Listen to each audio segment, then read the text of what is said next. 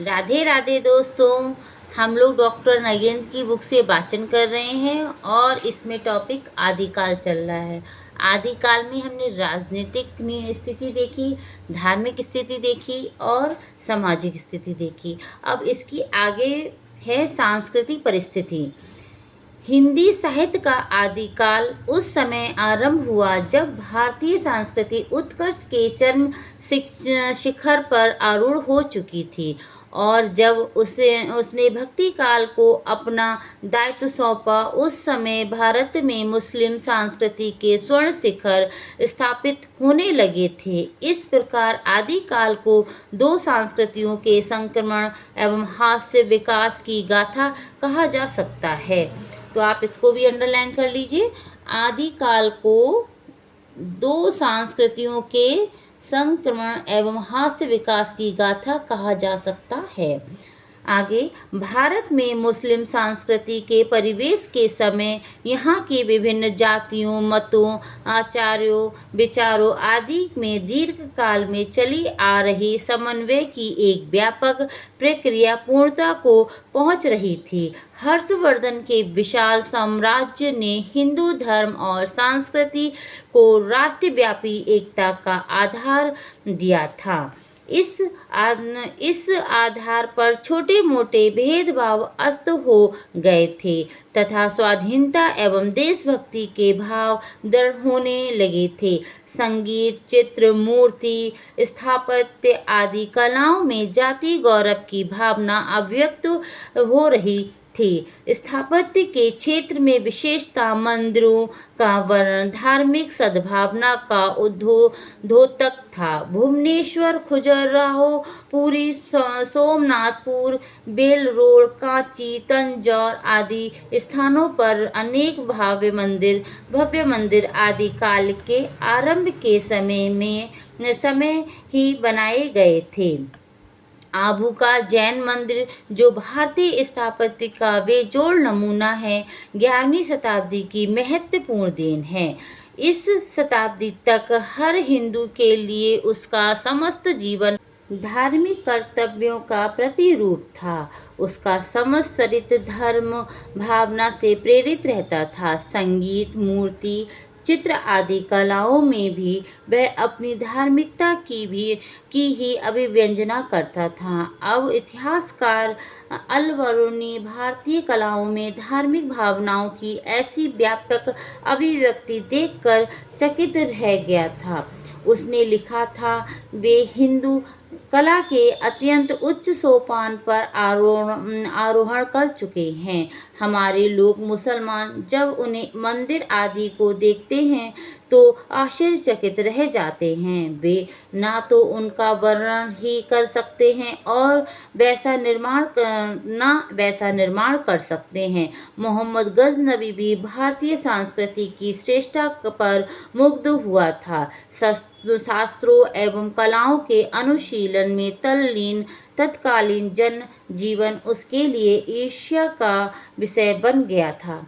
किंतु देश के भाग्य की विडंबना ये रही कि शताब्दियों से श्रेष्ठता की साधना में तल्लीन वह जीवन महमूद जैसे आक्रांताओं की विजय आकांक्षा का कोपभाज बन गया और शताब्दियों तक उस कोप से मुक्ति न मिली।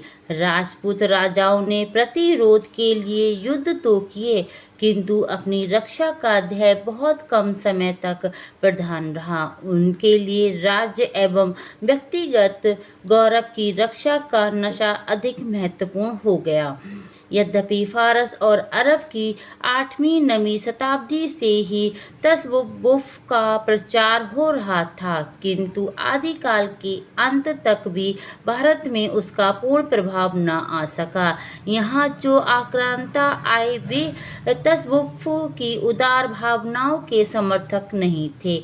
इसीलिए इस्लाम का वह तत्व जो संघर्षरत दो जातियों में उदारता पैदा करता भारतीय संस्कृति का पोषक तत्व न बन सका। स्पष्टतः दो संस्कृतियां एक दूसरे के सामने मानसिक तनाव की स्थिति में खड़ी एक दूसरे को शंका की दृष्टि से देखती रहीं। आदिकाल में भारतीय संस्कृति का जो स्वरूप मिलता है वह परंपरागत गौरव से विच्छिन्न तथा मुस्लिम संस्कृति के गहरे प्रभाव से निर्मित है।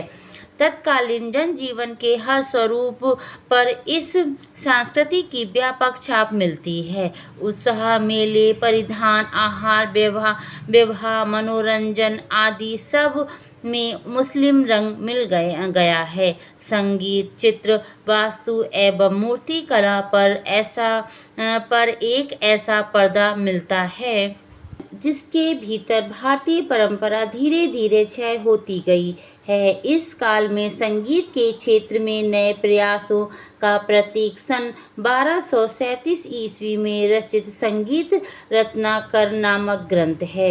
ये अवश्य है कि इस्लामी संगीत के माध्यम से इस काल में कुछ नए वाद्ययंत्रों से भारतीय संगीत का परिचय हुआ, जिसमें सारंगी, तबला एवं अलगोजा मुख्य है। गायन, वादन और नृत्य पर जो स्पष्टता मुस्लिम प्रभाव की गहरी छाप मिलती है, किंतु ये कलाएं भी युद्धों के कारण विशेष आदर नहीं पा सकी।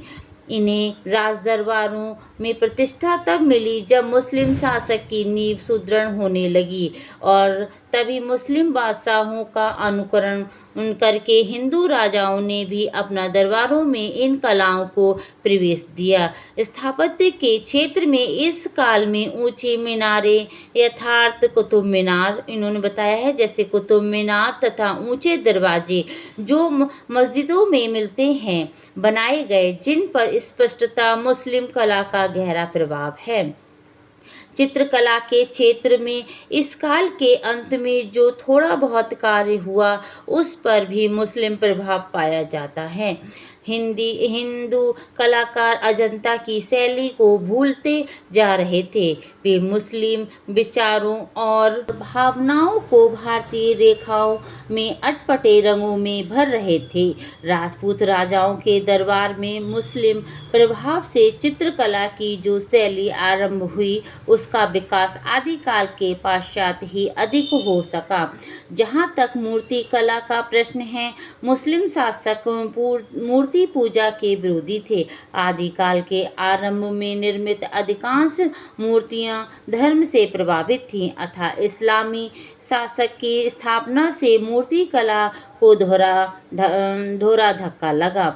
एक तो पुरानी मूर्तियां नष्ट भ्रष्ट की गई, दूसरी नई मूर्तियों का निर्माण की संभावना कम हुई। राजपूत राजाओं को भी मूर्ति कला के विकास के लिए ना तो अवसर मिलता था और उसमें इतनी रुचि ही शेष रह गई थी। इस प्रकार आदिकाल की भारतीय संस्कृति उत्कृष्टता प्राप्त निजी परंपरा के हास्य तथा इस्लाम के सम्मिश्रण की एक ऐसी कहानी है जिसमें कलात्मक चेतना का मुक्त और जीवंत स्वरूप बहुत कम मिलता है।